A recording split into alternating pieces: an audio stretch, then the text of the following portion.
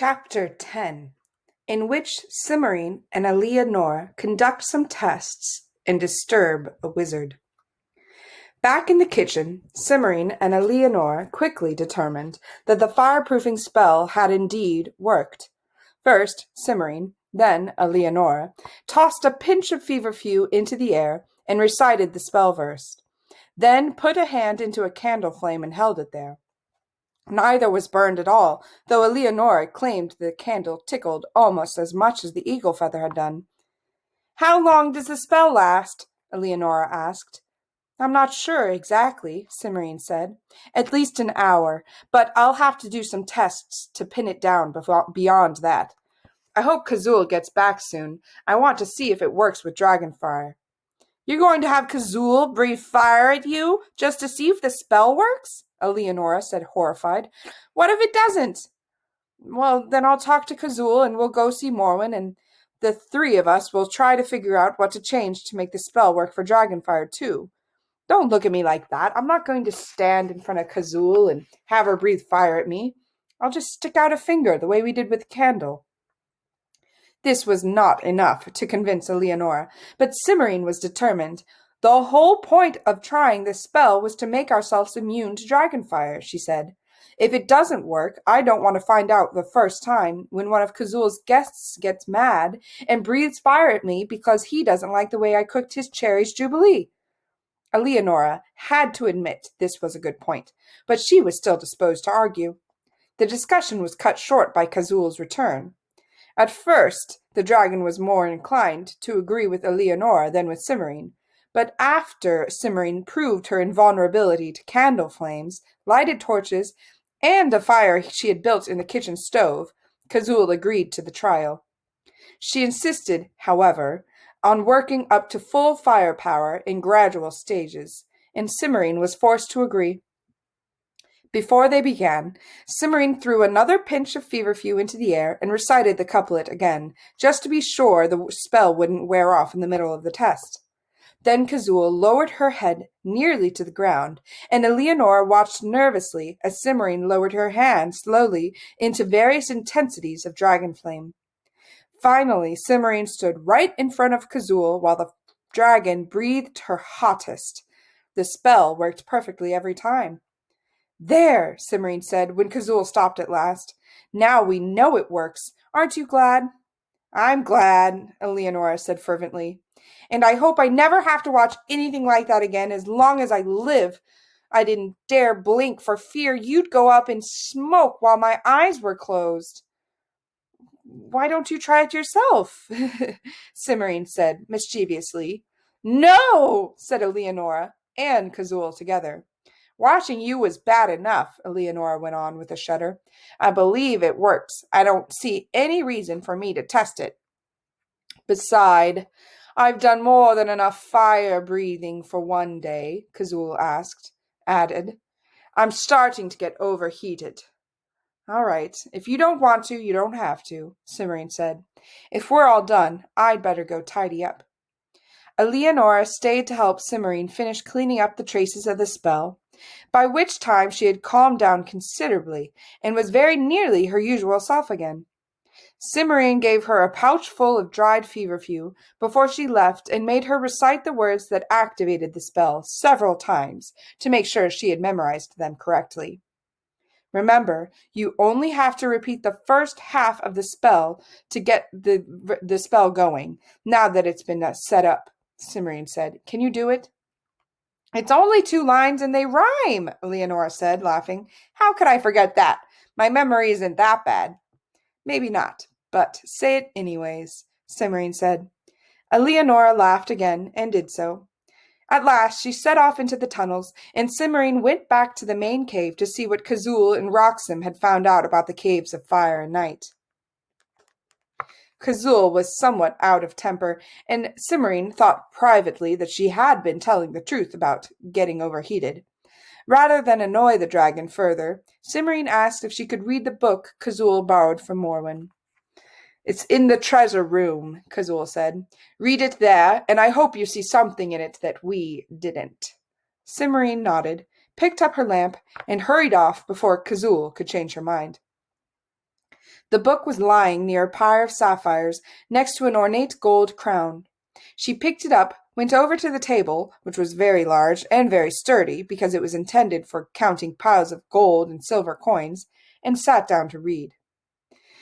It was even drier and duller than Kazul had said. There were many great mayhaps and perchances and wherefores, strung together in long, involved sentences that compared the strange and wonderful things in caves to obscure philosophical ideas and odd customs from places Cimorene had never heard of.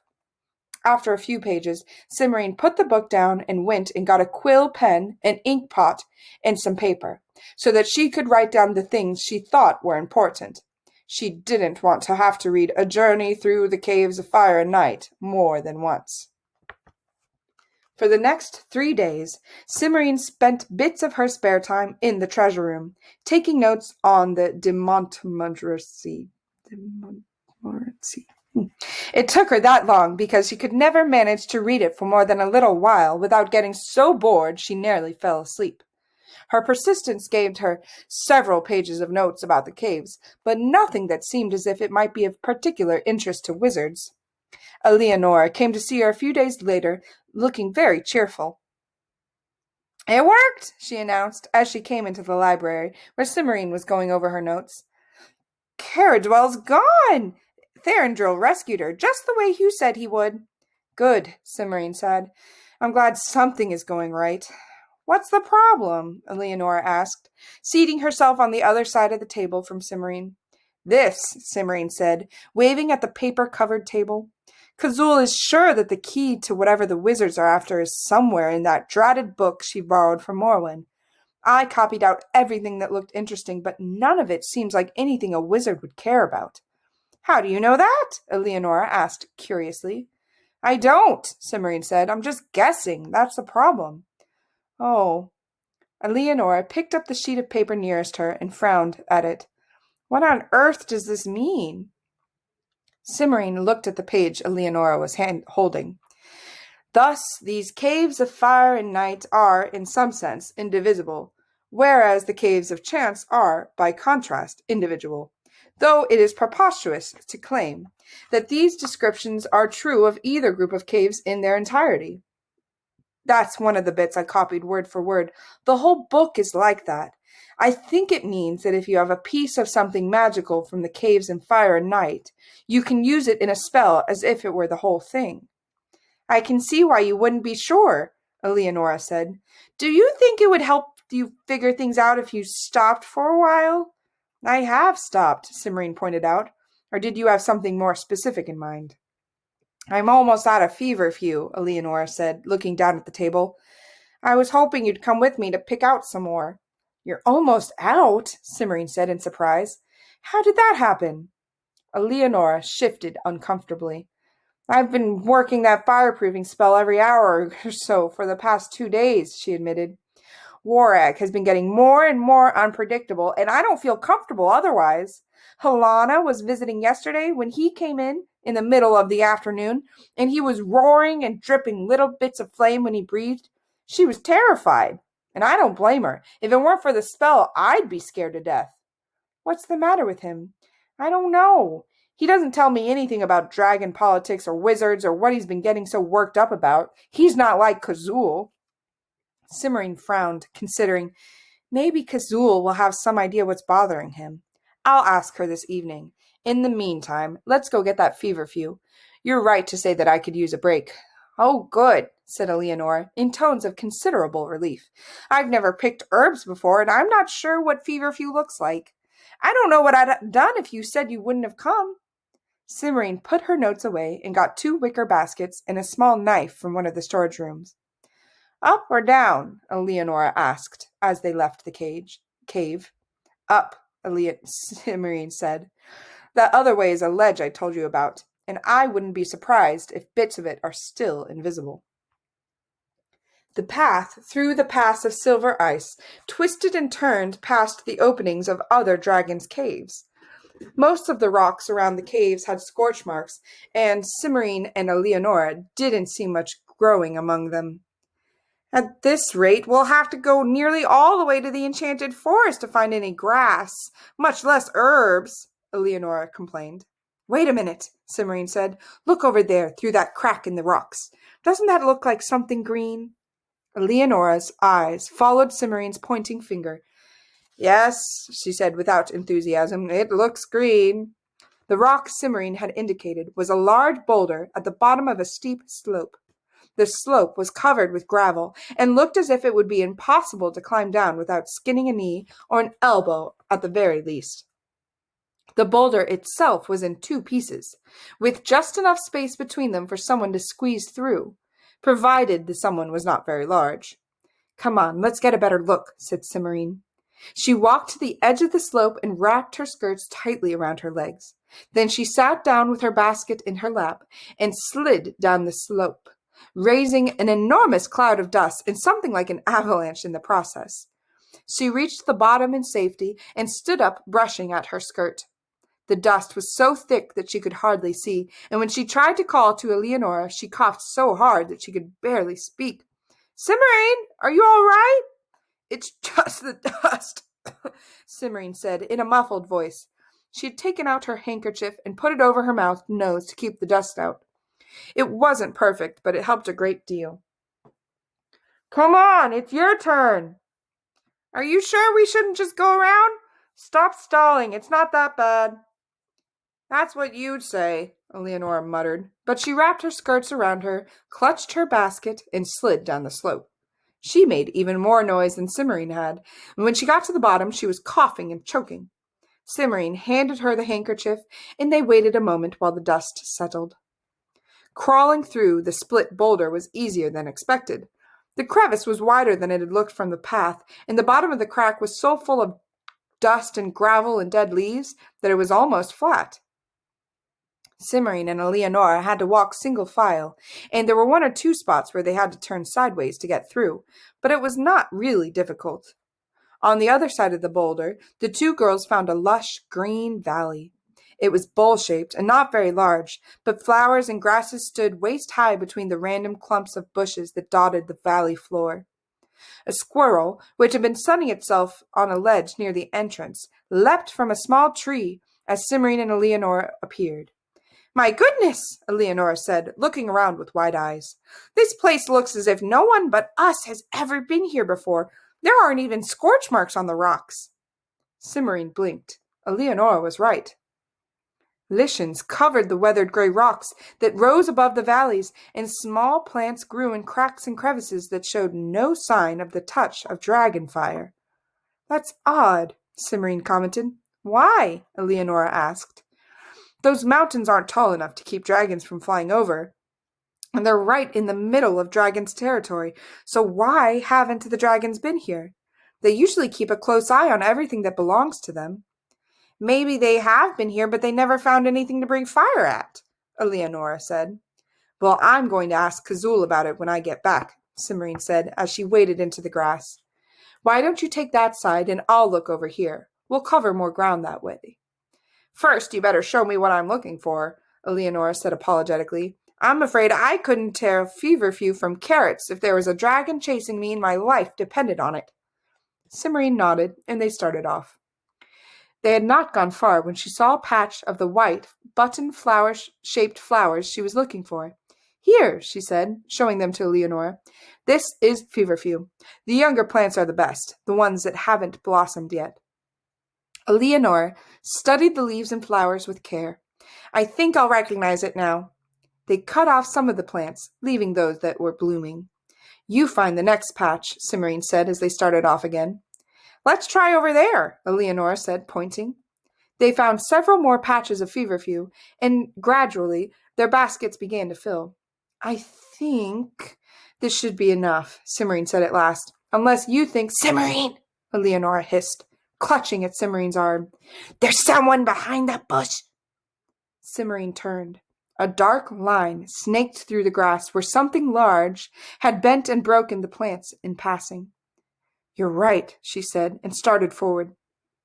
Alianora hung back, still holding Cimorene's arm. You're not going to look, are you? How else are we going to find out who it is? Cimorene asked reasonably. She shook off Alianora's hand. Quietly, she walked over to the clump of bushes and peered around it. Alianora followed with evident reluctance. A man in blue and brown silk robes was crouched on the other side of the bush with his back toward Cimorene. He was stuffing saw-edged purple leaves into a small linen bag the size of Cimorene's hand. His hair was brown, and on the ground beside him lay a long, polished staff. "Antarel?" Cimorene said in surprise. The man snatched up his staff and straightened as if a bee had just stung him. It was indeed Antarel, and he did not look at all pleased to see her. He stuffed the linen bag quickly in his sleeve and said, "Princess Cimorene, what brings you here?" "I was about to ask you the same thing," Cimorene said.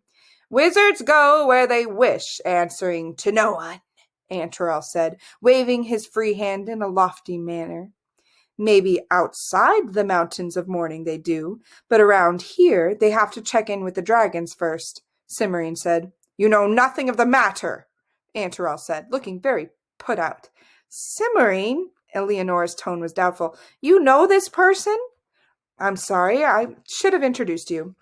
This is Antarel, one of the wizards I told you about. Antarel, this is Prince Alianora of the Duchy of Toronmash. At the moment, she's the princess of the dragon Warang." Alianora curtsied, murmuring something polite and inaudible. Antarel, who stiffened in surprise when he realized that Cimorene was not alone, relaxed visibly. "Warag's princess? That's all right then, though he really shouldn't have sent you. But Wrede didn't— Ow!" said Alianora. The ow was because Cimorene had hastily kicked her ankle to keep her from telling Antarel too much.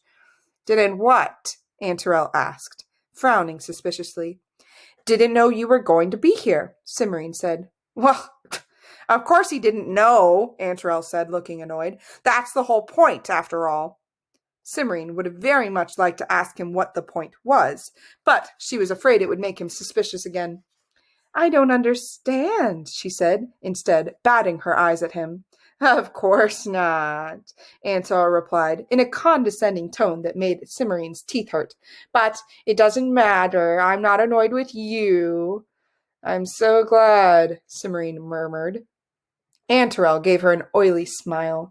"In fact, there's no need for you to tell Wrede that you met me here." "I wouldn't dream of it," Cimorene said, with perfect truth. "Excellent," Antarel said. "Then may I escort the two of you back to the path?" Alianora looked hopefully in Cimorene's direction. "But we can't leave yet," Cimorene said, opening her eyes very wide. "We haven't picked any cornflowers or daisies." Behind her, she heard Alianora making a smothered choking noise, as if she were trying hard not to laugh.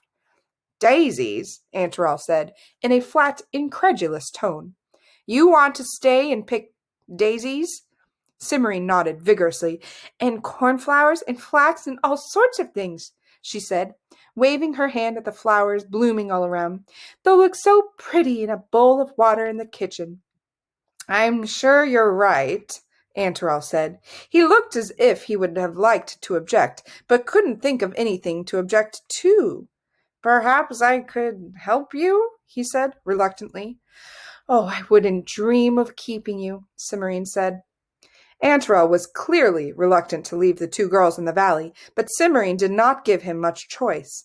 After another minute so of conversation, the wizard was forced to go. He did not use a vanishing spell, but trudged away on foot. Cimorene watched him until he was out of sight among the bushes, wondering whether he had some special reason not to use spells in the valley, or whether he simply didn't know the right spells to make himself vanish. "That's a relief," Alianora said. "Why did you insist on staying when it was so obvious he wanted us to leave? I was afraid he was going to turn us into toads or something." "I wanted to see what he was up to," Cimorene said, "and I don't think Antarel is a very good wizard. He probably couldn't manage anything worse than a squirrel." Alianora did not appear to find this very reassuring. Cimorene checked to make sure Antarel was out of sight, and then went over to the place where he had been standing when she peered around the bush. At first, she did not notice anything unusual. Then she saw a purplish plant oozing sap from the places where several of its spiky, sawtoothed leaves had been broken off. Look at this. What is it? Alianora asked. I don't know, Cimorene said absently. I saw a couple other plants like it while we were picking feverfew, but I thought they were just weeds. Maybe it is a weed. A wizard wouldn't sneak into the dragon section of the Mountains of Mourning just to pick weeds. They don't even use herbs to cast spells, so what does Antarel want with this prickly-looking thing? Alianora shrugged. Maybe he needs it for something he can't do with magic. I wonder what that would be. Cimorene reached out and carefully broke off a spray of leaves. She wrapped them in her handkerchief and put the packet in her pocket. Let's see if we can find out whether he picked anything else.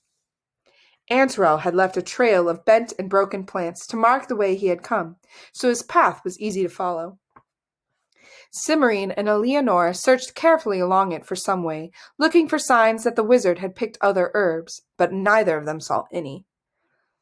I don't think there's anything to find, Alianora said, pushing her apricot-colored hair out of her face, and it's getting awfully warm. Have you noticed that there aren't any of those purple plants along here? Cimorene said. I'll bet that was all he wanted. Then let's leave before that wizard decides to circle around to check what we're doing, Alianora urged. Cimorene doubted that Antarel would think of doing such a thing, but she nodded agreement, and the two girls left the valley. Alianora was quiet and thoughtful for most of the walk back to Kazul's cave. Cimorene was grateful for the silence. She had a lot to think about herself. From what Antarel had said, it seemed likely that Wrede was helping the wizard somehow, or at least that he had known what Antarel was looking for in the little valley. Cimorene found it difficult to imagine a dragon helping a wizard, but she couldn't say with certainty that it was impossible. And if Wrede was involved with Antarel and Zeminar, it might explain why he'd been so touchy lately. When they arrived back at the cave, Cimorene shook herself free of her preoccupation. She and Alianora unloaded their baskets and tried the herbs and bunches to hang in a dark corner of the kitchen to dry. How long will it be before I can use the feverfew? Alianora asked worriedly. I'm not sure, Cimorene said, in a considering tone. It will take at least a week to dry thoroughly, but you might be able to use it in a spell before then. The directions don't say how dry the feverfew has to be. We could try it every day with a pinch of leaves from one of these bunches if you need. Alianora nodded. I really do need it. I wonder if it would work without being dried.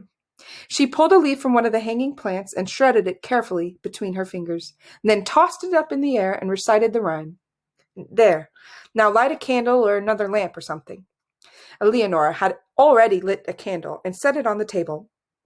Cimorene moved over and stuck her finger in the flame. I think it's working, she said, and moved the rest of her hand closer. The sleeve of her dress caught fire. Cimorene hastily pulled her hand away from the candle and slapped at the flames, while Alianora snatched up a bucket of water from beside the sink and poured it over Cimorene's arm. The fire went out, and so did the candle, and both Cimorene and Alianora got thoroughly soaked. Oh dear, Alianora said, ignoring her soggy skirts. Cimorene, did you burn yourself? No, Cimorene said, looking at her arm with a puzzled expression. I didn't feel a thing. I thought the spell worked, but nothing caught fire when we tested it before. It must be because the feverfew is fresh instead of dried. Ugh. And I had hoped I'd be able to use it right away. If you're that low on dried feverfew, take some of mine, Cimorene offered. Kazul's not particularly irritable. I only need a pinch or two in case of emergencies.